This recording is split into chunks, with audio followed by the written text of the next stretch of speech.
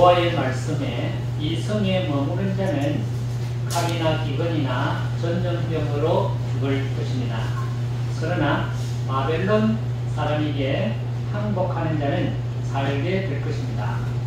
이렇게 외치고 다니니까 그 나라 장관인들이 왕에게 가서 이 사람이 백성들의 평안을 구하지 않고 재난을 구하고 또 이 사람이 안 좋은 이야기를 자꾸 퍼뜨리고 다니니까 우리 군사들의 손도 약해지고 우리 모든 백성들이 또 약하게 됩니다. 이 사람을 잡아 죽여서 이 성에 남은 군사들을 좀 강하게 해야 될 것 같습니다. 이렇게 말하니까 시드기야 왕이 그러면은 너희 마음대로 해라 그렇게 했습니다. 예레미야는 결국은 잡혀가지고 왕궁의 그 구덩이에 던져졌는데 그 구덩이에는 물이 없는 진흙으로 된 그런 아주 무서운 그런 지하 감옥이었습니다. 그때 그 왕궁 내시로 있는 흑인 에벤벨렉이라는 사람이 그 소식을 듣고 왕에게 찾아갔습니다. 왕이시여, 저 사람들이 선지자 에레미야를 구렁이에 넣었는데 그가 아마 거기서 굶어 죽게 될 것입니다. 그러니까 왕이 좀 불쌍해서 그런지 그러면은 너는 여기서 30명의 사람을 데리고 가서 선지자 에레미야를 건져내라. 그 아베멜렉이 30명을 데리고 가서 옷을 이렇게 서로 엮어서 밧줄을 만들어서 그 에레미야에게 내렸습니다. 에레미야는 그 가슴에 그 밧줄을 메고 30명이 잡아 이렇게 올려서 결국은 이제 목숨을 건지게 된 것입니다. 예레미야의 예언대로 전쟁이 있었는데 예루살렘은 멸망하게 되었습니다. 많은 사람들이 죽었고 바벨론으로 포로 끌려갔습니다. 그때 하나님께서 예레미야에게 이런 말씀하셨습니다. 너는 가서 그 흑인 에벤멜렉에게 이렇게 말해라. 하나님의 말씀에 내가 너를 구원하였노라. 내가 그 두려워하는 사람들의 손에 넘겨지지 아니하리라. 너는 칼에도 죽지 아니하고 내 목숨을 건지리니 이는 내가 나를 믿었기 때문이다. 그런 말씀을 예레미야를 통해서 구스에게 이 에벤멜렉을 이렇게 말씀을 했던 것입니다. 예레미야를 사실은 살린 사람은 황궁 에벤멜렉입니다. 사실은 흑인으로서 그 궁중에서 일하는 그 보잘것없는 직분을 가진 이 에벤멜렉이 예레미야를 살린 것입니다. 그 예레미야가 그 살아난 것은 에벤멜렉의 그러한 목숨을 걸고 왕에게 찾아가서 탄원한 것입니다. 어떻게 보면 자신의 목숨을 내걸었죠. 만약에 왕이 에벤멜렉에게 네가 뭔데? 아무것도 아닌 네가 여기 와서 이래라 저래라 그렇게 명령을 내렸다면 아마 그는 이슬처럼 목숨이 사라졌습니다. 그런 자신의 목을 내놓고 에레미야를 살려냈던 것입니다. 그 믿음이 하나님이 기억했다 그렇게 말씀을 하고 있습니다. 우리가 살다 보면 내 마음에 깊숙이 기억되는 사람들이 몇 분은 있습니다. 누구든지. 근데 오늘 말씀에 보면 로마서의 이제 16장 마지막 장이거든요. 이 마지막 장에 이 기록된 바울의 가슴에 기록된 사람이죠. 사람의 이름을 우리가 기억이 난다는 것은 그 사람의 마음에 깊이 그 사람이 기억이 되어 있다는 거예요. 오늘 여기에 기록되어 있는 사람 제가 한번 세보니까 27명이 기록이 되어 있어요. 여러분 우리가 행복한 삶을 살려고 모든 분들이 이런 말을 해요. 진정한 친구가 뭐 한 5명이나 이 정도는 있으면 행복한 삶을 살 수 있다고 뭐 물론 제가 그런 이야기를 들은 적이 있습니다. 사실은 저도 가만히 생각해 정말 내가 내 마음에 두고 기억나는 친구들이 몇 명이 있을까? 어떻게 보면 손에 꼽을 정도입니다. 우리가 가슴에 깊이 새겨져 있다는 그것은 나와 깊은 교류가 있다는 것입니다. 내가 어떤 어려움에 도움을 받았든지 내가 그 사람을 도움을 줬든지 그런 관계가 있다는 것입니다. 깊은 관계가 있기 때문에 내 마음에 그 사람의 이름이 기억이 나는 거죠. 오늘 이 바울이 27명의 그 사람들 중에서 첫 번째로 거론한 사람이 있습니다. 이분이 누구냐? 베베입니다. 그 1절에 보면 내가 겐거레아 교회에 일꾼으로 있는 우리 자매 베베를 너에게 추천한다. 이걸 일꾼해가 1번 해가지고 성경에 밑에 보면 집사 이렇게 나거든요. 그러니까 이 베베는 자매라는 말이에요. 이 여성이라는 말이에요. 예. 바울 시대 때 여성의 지위는 지금으로부터 2000년 전입니다. 모든 것이 남성 위주였어요. 그런데 교회는 여성이 기록이 됐다는 것은 대단한 거죠. 그것도 1번으로. 바울이 기억할 수 있는 사람이 여성인데도 1번으로 이 집사는 베베라는 분이 기록이 됐다는 것은 대단한 거죠. 근데 이분이 어떤 일을 했느냐가 중요한 거잖아요. 바울하고 어떤 관계가 있었느냐 보면은 그는 나의 보호자가 되었다. 2절에 그렇게 말씀합니다. 그는 나의 보호자가 되었다. 초대교회 집사님은 우리가 사도행전 6장에 가서 보면 구제와 그런 헌신을 하기 위해서 집사를 세운 거거든요. 그러니까 우리 교회의 구성원들을 보면 3분의 2가 여성으로 구성되어 있어요. 우리 교회도 보면 남성은 손을 꼽고만 저를 쳐서 손에 꼽고만 하고 여성들이 전부예요. 80% 90% 여성이에요. 근데 바울 시대 때도 그런 여성의 구성원들이 많았다는 거예요. 그 남자인 만약에 목사님이 여성의 성도들을 다가갈 수 있는 것이 보면 한계가 있어요. 네. 그렇잖아요. 아무래도 여성이 여성을 더 잘죠. 네. 그러니까 이 바울이 이 성도들을 이렇게 서로 리드할 때 남성으로서 여성에게 다가갈 수 없는 그런 부분들이 있다는 말이에요. 뭐 아기를 낳았다든지 뭐 또 어려운 일을 당했다든지 뭐 질병을 앓는다든지 가난을 있다든지 뭐 이런 것들은 소소하고 자세한 것은 어떻게 보면 여성들이 더 잘 알아요. 그런 그 바울이 할 수 없는 일을 누가 했느냐? 이 베베라는 여성이 바울을 도와서 바울의 모자라는 사역을 아주 적은 사역이지만 그 사역들을 아주 잘 하셨다. 그런 말씀이 되겠죠. 그는 나의 보호자가 되었다. 그것뿐만 아니라 바울이 그 외지에서 정말 어려운 일을 당한 한두 가지가 아니지 않습니까? 그럴 때 어머니의 마음으로 이 바울을 보살펴주고 보호해줬다 하는 것이죠. 그런 기억들이 바울을 강력하게 그 마음의 그 속에 기록이 될 수밖에 없는 사람이었다 하는 것입니다. 우리가 우리나라에 복음이 들어올 때 초창기에는 건설하는 직분이 있었어요. 이 건설가 뭐냐면은 성경을 파는 사람이에요. 우리가 처음에 우리나라에 이 복음이 들어왔을 때 성경이 들어왔는데 이 성경이 사실은 외국에서 제작돼 갖고 나온 거거든요. 우리나라의 이 재질이 그때는 못 따라갔단 말이에요. 좀 그때는 한지나 이런 걸 썼어요. 그런데 옛날에는 이 성경이 외국에서 이렇게 수입해 왔단 말이에요. 그러니까 이 성경 질이 굉장히 좋은 거죠. 그래서 성경을 그 당시는 전도를 어떻게 했냐면 성경을 돈을 주고 팔았어요.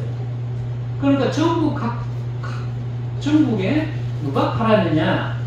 이 여성분들이 집을 떠나서 며칠을 다른 동네 가서 얻어먹기도 하고 잠도 자기도 하면서 보따리에 성경을 이렇게 싸가지고 다니면서 성경을 팔았다는 거예요. 이 성경을 팔았다는 말은 전도를 했다는 거예요. 성경도 팔고 전도도 하면서 전국으로 퍼져서 이렇게 하신 분들이 건서였어요. 그런데 이 건서가 점점 이제 우리 교회 안에 들어오게 돼서 지금 건사라는 직분이 된 거예요. 네. 지금 이 건사님들이 하시는 일이 뭐겠습니까? 어떻게 보면 목사님들이 못하는 그렇잖아요. 목사님들이 못하는 그런 그 분야를 이 건사님들이 가서 그것을 대신해서 이렇게 맡아서 일을 하시는 분들이 어떻게 보면 건사님들이지 않습니까? 이 베베가 이 바울의 부족하고 못 미치는 그런 아주 그런 부분들까지도 이 베베가 아주 보살피고 그 부분들을 모아서 사역을 했다 하는 것이 이 바울의 강력한 그 기억 속에 남아있는 사람이에요. 저도 사실은 이제 40대 신학을 했는데, 제가 이제 신학을 하고 있을 때, 학교로 갔을 때, 첫 번째로 나간 사역지가 두동교였어요. 왜 갔느냐, 보면, 제가 이제 고현 사거리에서 뭐 일을 하고 급히 가고 있는데, 그때 두동교의 목사님이 진영보 목사님이죠. 진영보 목사님 나를 보고, 내보고, 야, 원래 목사님 저거 아들 것인 생각하거든요. 니 뭐하고 있노? 이래, 저보고. 그래서, 저거 뭐하기는요, 신학교 다니고, 내려오면 집에 뭐 집안 볼일도 뭐 일주일 비어 있으니까 볼일도 보고 뭐 그러고 있습니다. 그 저보고 이러는 거예요. 니 그거 있으면 안 된다. 이러죠. 아니 누가 말이지 장로를 쓰겠나? 그러면서 니 이름 바꿔야 된다. 그분이 그러더라고. 그러면서 우리 교회에 오면 전도사로 내 이름 바꿔줄 테니까 우리 교회 그래서 나는 가겠습니다. 이름 바꿔준다 하니까 사실은 그때 내가 전도사를 가려고 이름서 한 10통을 썼거든요. 아무도 오라크는 소리 안 해요. 나이만 갖고 오라크는 소리 안 하더라고요. 그래가지고 이제 오라 해서 네 가겠습니다. 첫마디에 아이고 가죠. 근데 다음 조건이 있다는 거죠. 뭐냐, 사례비는 없다는 거죠. 그래 내가 사례비 안 줘도 됩니다. 그때 내 차 파란 게 있었기 때문에 목사님 그걸 알았는가. 그래가지고 이제 그 다음 주 이제부터 이제 교회 이야기하고 이제 갔죠. 그 두동교회를 부임을 해서 갔는데, 그때 가니까 뭐 주일학교, 학생회, 성가대 있는 걸 다 했어요. 이제 하고 있는데 어떤 일이 있었냐면요, 거기에 지금 교회 바로 앞에 김향자 권사님이라는 분이 계셨어요. 그리고 우리 소랑대 권사님하고 우리는 같죠. 성이 달라. 근데 그분의 허리가 좀 구부러져서 허리 막 구부리고, 그때 연세가 60 한 후반 됐어요. 근데 교회 앞에 있는데 기도도 너무 많이 하시고 너무너무 이제 열심히 하시고, 근데 왜 이제 그 집안에 큰딸, 둘째 딸이 있었고 막내 아들이 한 3명이 있었는데 남편이 일찍이 돌아갔어요. 그러니까 이제 그 세 아이들을 공부시키고 하기 위해서 이 새벽마다 꿀가로 다니고, 그런데 이게 몸이 약한 데다가 그런 일을 하다 보니까 허리가 구부러질 수밖에 없어요. 그런데도 교회는 새벽 기도를 안 가지고 너무너무 열심히 하시더라고요. 근데 그 내가 막 부임하고 얼마 안 있어서 어떤 일이 있었냐면 자기 아들이 그 셋째 아들인데 고등학교 졸업 때인가 고등학교 때인가 하는데 오토바이 타다가 사고를 난 거야. 사고를 적사했어. 보험도 없고 아무것도 보상이 안 나온 거예요. 그런데 이제 그 보험 책임 보험인가 거기서 돈이 보상금이 조금 나왔어. 근데 이 권사님이 이제 막 사실 눈물로 세월을 보낸 거죠. 밥도 제대로 안 마시고 아들이 죽었으니 무슨 낙으로 살 수 있겠습니까? 그러니까 눈물로 이제 세월을 지내고 있었는데 보상금이 조금 나온 거예요. 그런데 이제 보상금을 자기가 어디다 쓸까 기도하는 가운데 이제 두 군데를 써야 되겠다 그렇게 말씀하셨어요. 첫 번째는 자기 아들이 다니던 학교에 장학금으로 안 정도 드리고, 그 다음에 이제 이 돈을 남아있는 이 돈을 어디다 드릴까 하다가 우리 교회 전도사님인데 사례비가 없다는 걸 알았어 이분이. 그래서 이 첫 달 사례비로 그 당시에 30만 원을 헌금을 했어요. 그러니까 이제 교회에서 교회는 줄 생각이 뭐 있으면 모르겠는데 아무 생각이 모르죠. 교회는 돈을 받는지 안 받는지 모르는데 근데 헌금을 한 거야. 생활비로.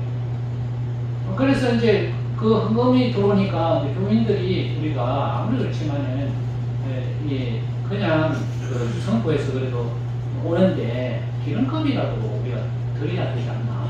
사례비는 못 드려도 기름값은 드려야 되지 않나. 그렇게 해서 이제 사례비를 받기 시작했어요. 제가 그 사례비를 받고 너무너무 눈물이 났어요. 그래서 그걸 제가 헌금을 다 했습니다. 내가 이 돈을 받을 수 없어. 이거는 아들의 피값인데 그래서 그분이 이제 저는 늘 그 도동교를 지나갈 때 그분의 집이 지금 있거든요. 그걸 물어봤어요. 그러니까 한 몇 년 전에 돌아가셨다더라고요. 그 따님이 있는데 돌아가셨다고 했어요. 그래서 지금은 그 비어져 있고 집이 있어도 저는 그 지나갈 때마다 그분을 생각이 나요. 이름도 생각나고 그분이 신앙생활을 했던 거, 그 마음 아팠던 거 이런 것들이 고스란히 이제 가슴에 남아있습니다. 이렇게 우리가 믿음 생활하고 살다 보면 가슴에 기록이 되는 사람이 있어요. 그럼 영원히 지워지지 않죠. 지울 수가 없어요. 이 바울도 마찬가지죠. 이 베레라는 여성이 지워질 수 없어요. 수많은 바울이 한두 사람 만났겠습니까? 평생을 전도하면서 교회 개척하고 수많은 사람들을 만났을 텐데 딱 첫 번째 기억나는 사람 베레가 이 여성이 기억났다는 것은 우리가 살펴봐야 할 사람이라는 거예요. 그 다음에 기억되신 분이 누구냐 하면은 브리스가와 아굴라예요.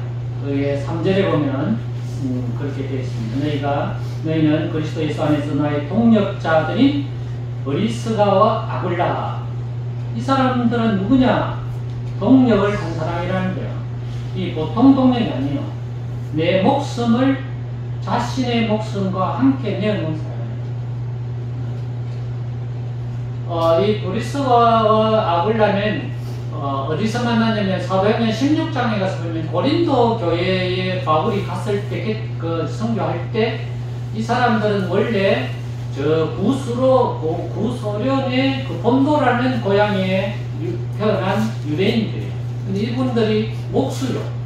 부부가 목수 일을 해서 먹고 사는 직업을 가진 사람인데 어디서 했느냐면 로마에서 천막을 짓는 지금 말하면 목수죠. 그런 일을 하면서 먹고 사는 그런 사람이었는데 로마 당시 그 당시에 황제가 유대인들의 폭동을 일으킨 거예요. 그래서 유대인들은 다 쫓아냈어. 지금 말하면 트럼프가 불법 이민자들 잡아가 쫓아내듯이 그 로마에서 불법 이민자들을 다 쫓아낸 거예요. 그걸 쫓겨났어. 어디 왔느냐면은 고린도라는 지역에 왔는데, 그때 와서 딱 보니까 바울이 혼자 갈 데가 없고, 혼자서 전도를 하는데, 누워 잘 데도 없고, 먹을 데도 없고, 하니까 너무 참 안타까운 거죠. 그래서 이 브리스가와 아굴라가 이 바울을 자기 집으로 데리고 왔어요. 낮에는 일하고, 밤에는 전도했어요. 1년 6개월 동안 고린도에서 바울과 함께 사역했어요. 또 이분들은 어떤 일을 했냐면 자기 집을 교회로 내놨어요. 또 여기 보면 5절에 보면 저의 집에 있는 교회도 문안하라 그랬어요. 여러분, 우리가 여성들이 어떻게 보면 가정의 주인이잖아요. 그죠? 뭐 대주가 남자라고 말하지만 문패는 남자한테 놨지만 사실은 속에 들어가 보면 가정의 모든 걸 좌지우지하는 거는 다 보면 주부죠. 안 그래요? 가정의 일은 전부 다 보면 우리가 여성이 주관해요. 근데 자기 집에 사람을 들인다는 것은 여성이 동의하지 않으면 절대 들어올 수 없어요. 안 그래요? 손님이 와도 어떻게 보면 집사람이 승인해야 되죠. 안 그렇습니까? 친구가 온다 해도 우리 안 됩니다 이러면 초청 안 되죠. 어떻게 보면 가정을 오픈할 수 있는 능력을 가진 사람은 주고요. 여기 보면 브리스가와 아굴라라고 이름이 이렇게 기록되어 있잖아요. 부인이 누구냐? 브리스가예요. 남편은 아굴라예요. 그러면 이 두 분의 부부가 가정을 오픈하고 사람을 자기 집에 들일 수 있었던 것은 이 브리스가의 승낙 없이는 있을 수 없어요. 브리스가와 아굴라는 이 부부가 협력해서 이 바울을 자기 집으로 데려왔을 뿐만 아니라 이 사람을 형제간처럼 사랑했어. 왜냐? 여러분 보세요. 목숨을 내어놓을 수 있는 사람은 형제간이에요. 왜냐? 이분들은 형제간은 피를 나눈 사람들, 같은 피란 말이에요. 피를 나눈 사람만이 목숨을 내놓을 수 있어. 그렇잖아요. 만약에 이랬다면 간을 이식한다. 누가 간을 주겠어요? 형제간밖에 없어요. 물론 특별하게 타인이 이식을 해서 기증하는 분들이 간혹은 있어요. 그렇지만 그건 쉽지 않습니다. 어려운 일을 당하고 힘든 일을 당할 때 도와주고 함께 할 수 있는 사람은 형제간이에요. 피를 나눈 사람이에요. 이 형제간처럼 자신을 내놓은 사람이 브리스가와 아굴라예요. 그래서 이 바울이 기억에 사라질 수 없어요. 이분들은 또 자신의 집을 교회로 내놨어요. 이 말은 자신의 재산을 다 내놨다는 이런 뜻입니다. 또 이분은 교회를 위해서 헌신한 사람입니다. 기억에서 지워질 수 없는 사람. 이 사람들이 브리스가와 아굴라이다. 그 다음에 나오는 사람은 수고한 사람들입니다. 수고한 사람. 교회를 위해서 수고한 사람들이 12절에 보면 주 안에서 수고한 두루베나와 두루보사에게 문안하라. 이분들은 쌍둥이요. 왜냐하면 이름이 비슷하잖아요. 두루베나, 두루보사, 쌍둥이로 태어났어. 그런데 이 자매죠. 이 자매들이 보이지 않는 가운데서 수고하고 애쓰고 힘썼다. 주 안에서 많이 수고하고 사랑하는 그씨에게 권하노라. 그렇게 말씀하고 있습니다. 여러분, 우리가 이 수고한다는 것은 뭐냐면 희생한다는 겁니다. 누구를 위해서? 그죠? 누구를 위해서? 주님을 위해서. 그러면 주님은 보입니까? 안 보여요. 안 보이는 주님을 위해서 어떻게 희생을 하고 수고를 한단 말입니까? 이것은 교회를 위해서 희생하고 수고한 거예요. 보이지 않는 사람들이라는 말이에요. 수고하는데 누가 칭찬해주고 누가 봐주느냐?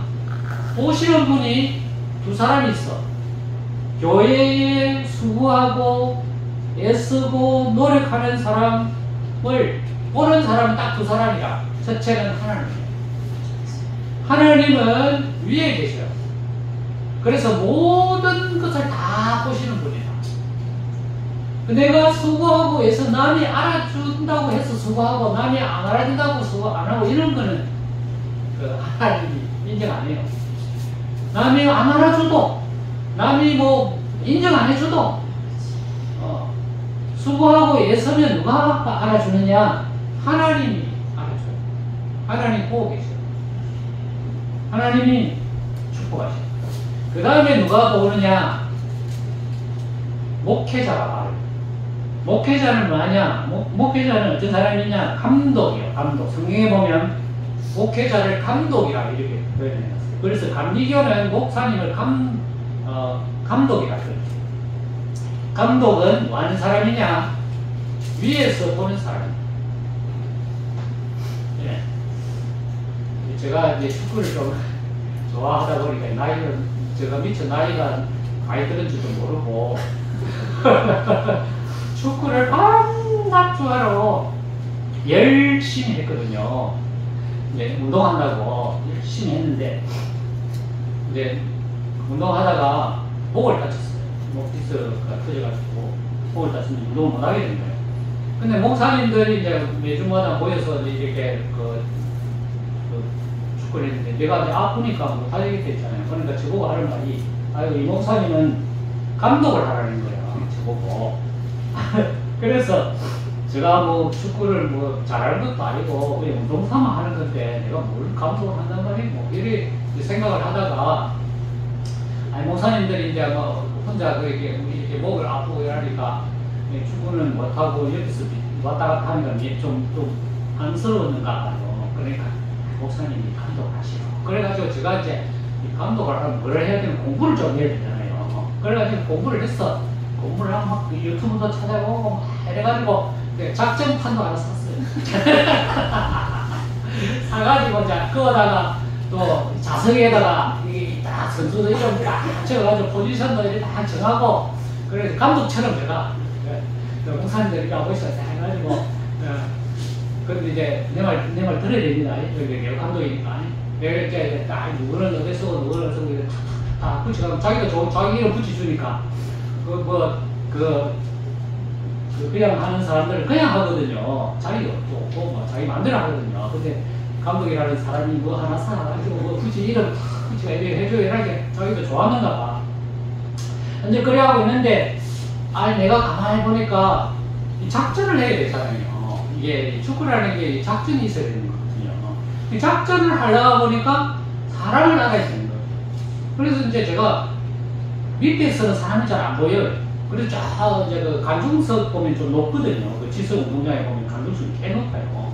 그래서 제가 그거 올라갔어요. 그거 올라가서 이제 딱 보는 거죠. 우리 선수들하고 저쪽 선수들하고 저 보는 거예요. 보니까 다 보이는 거예요. 아, 저분은 오늘 컨디션이 안 좋고 몸이 안 좋고 또 달리기가 안 되고 또 체력이 안 되고 또 기술은 좋은데 뭐 너무 뭐 자기 혼자 하려고 하고 욕심이 하나가 골만 막 늘어나고 이런 것들이 위에서 보니까 다 보이더라고요. 여러분 감독이라는 사람은요 그냥 감독이 아니에요. 감독은 위에서 보면 사람들이 다 보이는 거예요.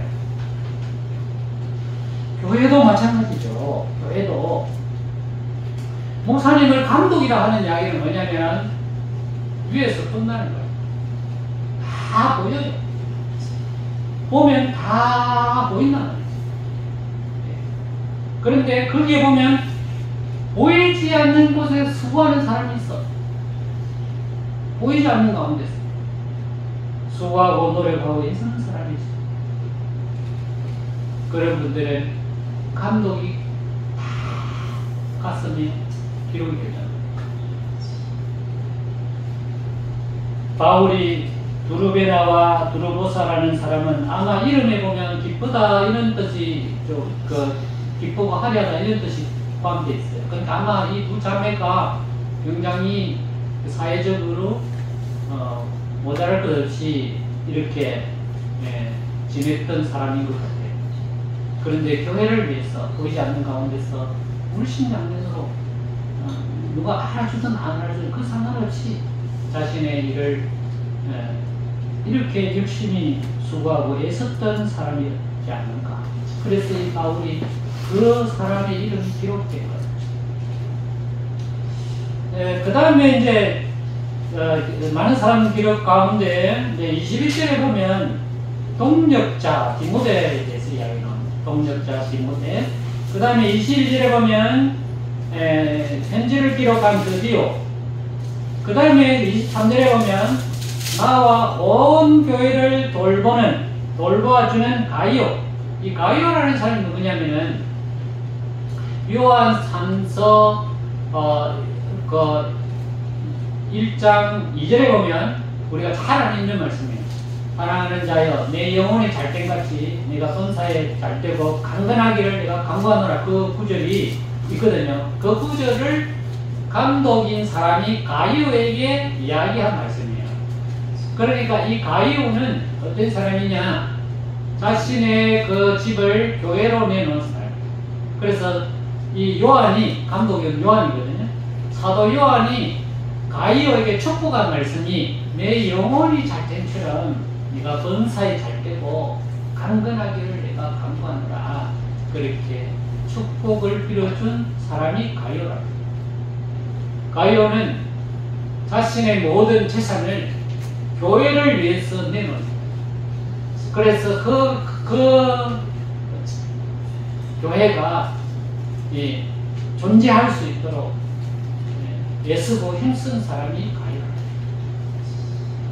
바울의 그 기억 속에 남아있는 사람들은 교회를 위해서 희생한 사람. 디모데도 마찬가지. 드디오는 편지를 쓴 사람. 이 편지, 로마서를 대필한 사람. 그러니까 아마 바울이 감옥에 있었던지 편지를 쓸 수 없는 그런 상황에 있었을 때 이 옆에 있었던 드디오가 이 바울을 불러주는 말을 다 이게 써서 만든 것이 로마서입니다. 이 편지를 정말 정성껏 믿음 안에서 그 바울의 그 수종된 사람, 이 사람이 바로 드디오. 이 드디오라는 사람이 없었으면 로마서가 여기 존재할 수 없어요. 이런 분들, 나와 온 교회를 돌봐주는 가이오, 자신의 재산과 자신의 모든 것을 들여서 교회를 위해서 희생한 사람. 여러분, 하나님 안 보여요. 예수님 안 보여요. 그러면 우리가 무엇을 보고 신앙생활합니까? 보이는 교회를 위해서 신앙생활합니다. 이것이 바로 하나님과 연관이 되어 있고 연결이 되어 있는 겁니다. 여러분, 교회는 회사가 아니에요. 교회는 장사하는 사업이 아니에요. 여러분, 어무에 위해서 교회 옵니까? 아니에요. 자원해서 하는 겁니다. 왜 우리가 자원합니까? 보이지 않는 하나님, 보이지 않는 예수님을 섬기기 때문에 교회를 위해서 희생하고 봉사합니다. 이런 분들이 바울의 기억 속에 남아있습니다. 우리 모두 다가 이 바울의 기록되어 있고 바울의 기억에 남아있다는 말은 하나님의 생명책에 기록이 되어 있다, 이런 뜻입니다. 단순히 인간이 바울에게 잘해줘서 내가 그 사람 기억이 나서 기록을 해놨다. 성경은 그것 때문에 기록한 게 아니에요. 이런 분들이 생명책에 기록이 되어 있다, 그런 말이야.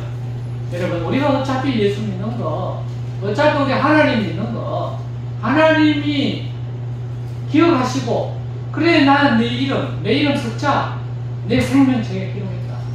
이런 축복을 받는 복된 성도가 되시기를 주님의 이름으로 축원합니다. 하나님 아버지, 세상에 수많은 사람들이 이 땅에 존재하고 믿음의 생활을